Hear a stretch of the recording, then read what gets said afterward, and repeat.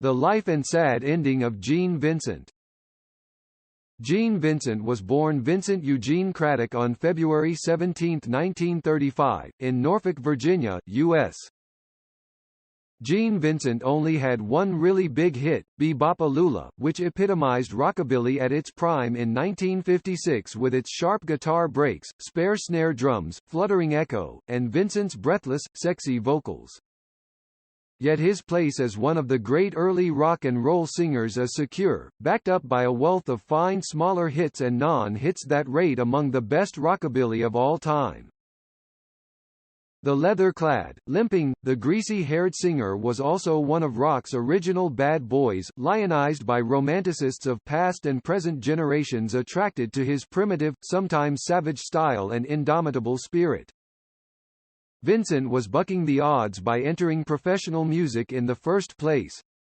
As a 20-year-old in the Navy, he suffered a severe motorcycle accident that almost resulted in the amputation of his leg, and left him with a permanent limp and considerable chronic pain for the rest of his life.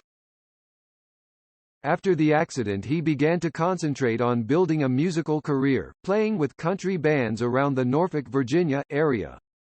Demos cut at a local radio station, fronting a band assembled around Gene by his management, landed Gene Vincent and the Blue Caps a contract at Capitol, which hoped they'd found competition for Elvis Presley.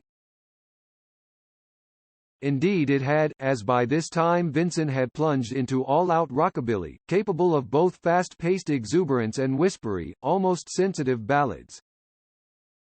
The Blue Caps were one of the greatest rock bands of the 50s, anchored at first by the stunning silvery, faster-than-light guitar leads of Cliff Gallup. The slap-back echo of Be-Bop-a-Lula, combined with Gene's swooping vocals, led many to mistake the singer for Elvis when the record first hit the airwaves in mid-1956, on its way to the top 10. The Elvis comparison wasn't entirely fair. Vincent had a gentler, less melodramatic style, capable of both whipping up a storm or winding down to a hush. Brilliant follow-ups like Race with the Devil, Blue Jean Bop, and B.I. Mickey, Bye, Bo Bo Go failed to click in nearly as big a way, although these two are emblematic of rockabilly at its most exuberant and powerful. By the end of 1956, the Blue Caps were beginning to undergo the first of constant personnel changes that would continue throughout the 50s, the most crucial loss being the departure of Gallup. The 35 or so tracks he cut with the band, many of which showed up only on albums or B-sides, were unquestionably Vincent's greatest work, as his subsequent recordings would never again capture their pristine clarity and uninhibited spontaneity. Vincent had his second and final top 20 hit in 1957 with Lotta Lovin', which reflected his increasingly tamer approach to production and vocals, the wildness and live atmosphere toned down in favor of poppier material, more subdued guitars, and conventional-sounding backup singers.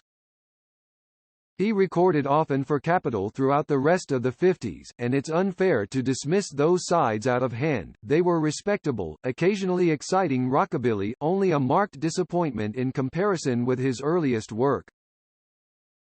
His act was captured for posterity in one of the best scenes of one of the first Hollywood films to feature rock and roll stars, The Girl Can't Help It.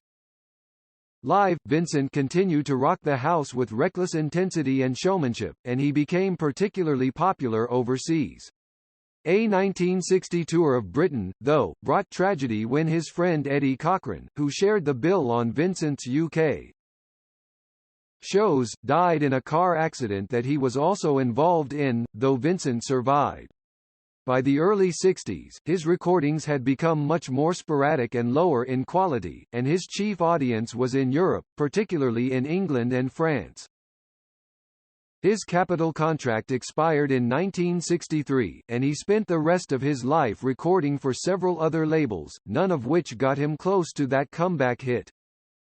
Vincent never stopped trying to resurrect his career, appearing at a 1969 Toronto Rock Festival on the same bill as John Lennon, though his medical, drinking and marital problems were making his life a mess, and diminishing his stage presence as well. He died at the age of 36 from a ruptured stomach ulcer, one of rock's first mythic figures.